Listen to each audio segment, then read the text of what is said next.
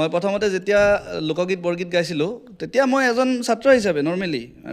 আৰু তেতিয়া তেনেকৈ কিবা গায়ক হ'ম কিবা হ'ম বুলি একো সপোনো নাছিলে পঢ়ি আছিলোঁ গাঁৱৰ ল'ৰা খেলি ধূলি ভাল পাওঁ তেনেকৈ উমলি জামলি থাকোঁ তাৰপিছত ক্লাছ 6ত মায়ে মোক একচুৱেলি ফৰ্মেলি নাম লগাই দিলে হেৰিত তোমাৰ এইটো ক্লাছিকেল মিউজিকত লগতে ফ'ক মিউজিকত তো ফ'ক মিউজিক আৰু ক্লাছিকেল মিউজিক দুটা শিকিলোঁ মোৰ গুৰুমা আছিলে মণিমা কলিতা তেখেতৰ তাত শিক্ষা লাভ কৰিলোঁ আৰু তাৰপিছত ক্লাছ 9 মানত তোমাৰ মই লাহেকৈ মানে মোৰ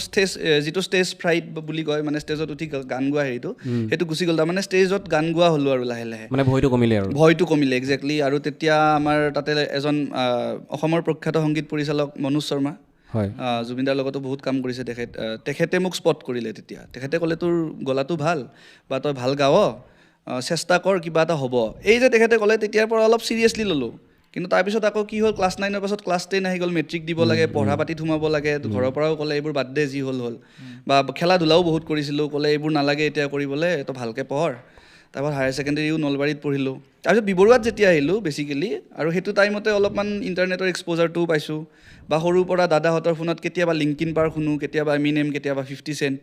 বহুত তেনেকৈ শুনি আছিলোঁ কিন্তু মই যে ৰেপ কৰিব পাৰোঁ সেইটো একচুৱেলি কেতিয়া আহিল মানে মই সংস্কৃত শ্লোক তোমাক পুৰা সলসলীয়া মাতি দিব পাৰিছিলোঁ তাৰমানে তো মানে এইটো যেনেকৈ আমাৰ হনুমান চালিটো যেনেকৈ হয়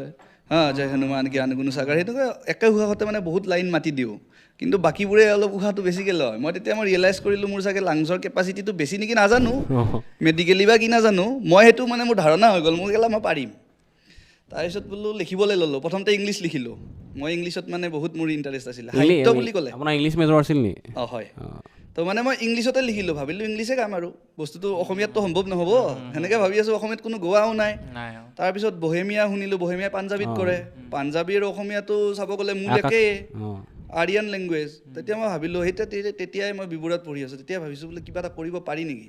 তাৰপিছত মোৰ লগৰে এই তনুজ তোমালোকৰ চিনি পোৱা তো আমি একেলগে পঢ়া সিও কালচাৰেলি বহুত এক্টিভ আছিলে প্লাছ কটনৰ কেইজনো আমাৰ লগত ভাল চিনাকি আছিলে তো তেওঁলোকৰ লগত আমি মানে কেতিয়াবা কালচাৰেল কথা ওলালে মই কেতিয়াবা ধৰা 8 লাইনমান লিখি সিহঁতক শুনাওঁ সিহঁতে বুজিও পায় ভালো পায় তাৰপিছত ফ্ৰেছাৰ্ছ আহিলে ফ্ৰেছাৰত মই গালোঁ তাৰপিছত ফ্ৰেছাৰ্ছত গোৱাৰ পিছতে মানে কিকটো পালোঁ বুলি ক'ব লাগিব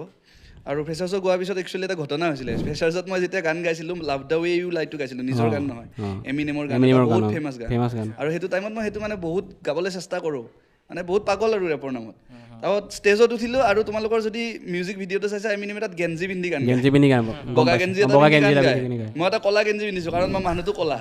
বোলো বগা গেঞ্জি পিন্ধি একদম বেয়া দেখা হ'ব ক'লা গেঞ্জি এটা পিন্ধিম আৰু নীলা চাৰ্ট এটা পিন্ধি গৈছোঁ ষ্টেজত মোৰ জানো কি ধুম উঠিল চাৰ্ট ফালি দিলোঁ প্ৰথমতে